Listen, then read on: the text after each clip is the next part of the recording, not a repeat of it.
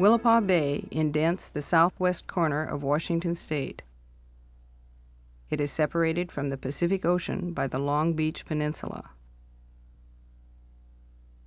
Surrounded by forests of Douglas fir, this bay is said to be the cleanest estuary in the continental United States. An estuary is a bay where salt water from the ocean and fresh water from the rivers meet and mix. It provides nutrients for both wildlife and for Willapa Bay's principal crop, the oysters. Birds, including migratory waterfowl and shorebirds, are the most visible wildlife.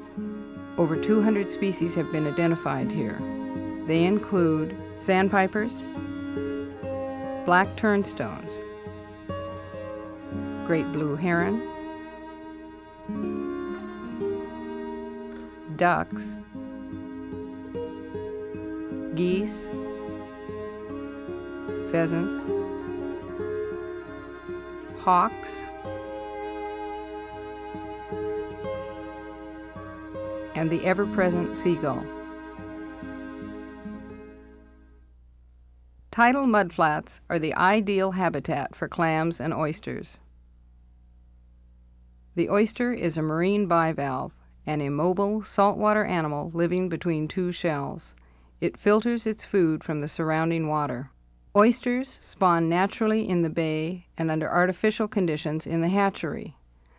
When the water warms to 68 degrees, female oysters release thousands of eggs. Male oysters release clouds of sperm. The fertilized eggs are called larvae. For the first few weeks, the larvae swim freely. However, when their shells begin to form, they sink to the bottom and look for a clean surface to which to attach. Culch is the oysterman's name for clean shell from opened oysters. You see great piles of it around the bay. It is the very best anchoring surface for oyster larvae. Each small dark speck on this piece of culch is a baby oyster. Every year at spawning time, oyster farmers tow barges piled high with culch out to the oyster beds. Here, they shovel it into the water. Sometimes they hose it into the water. Back at the hatchery, culch bagged in nylon mesh is placed into big spawning tanks like these. After the larvae have set, the bags are removed from the tanks and barged out to the oyster beds. As the oysters grow, they get too crowded. Left untended, they form a reef, oysters growing on top of oysters on top of oysters. The oystermen then go out and break up the clumps. They may also pick the oysters into big tubs for transplanting to other beds where the food supply is richer. Another way to grow oysters is longlining. The oyster farmer builds wooden racks on the mudflat and suspends rope or wire with culch attached from those racks. The oysters grow suspended above the soft mud and away from the hungry starfish whose favorite meal is an oyster.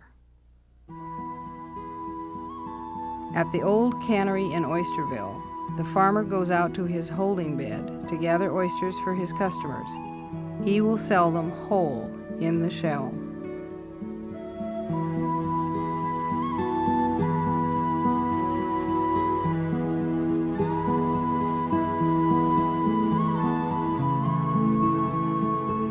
As you can see, oystering is labor-intensive. Willapa Bay tidelands are private property, so are the shellfish. It would be like rustling cattle to steal oysters.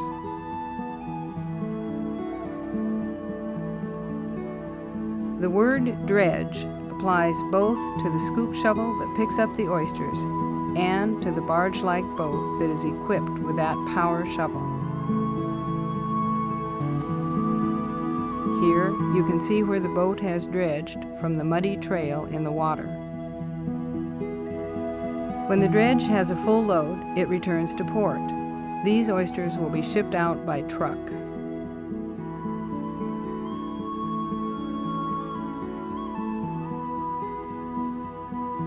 The empty dredge then returns to the bay for another load. This dredge load of oysters will be unloaded into the cannery by an elevated trolley. There they will be opened, packed in jars, and sold fresh. To open an oyster, lay it shallow shell up with the hinge to your left.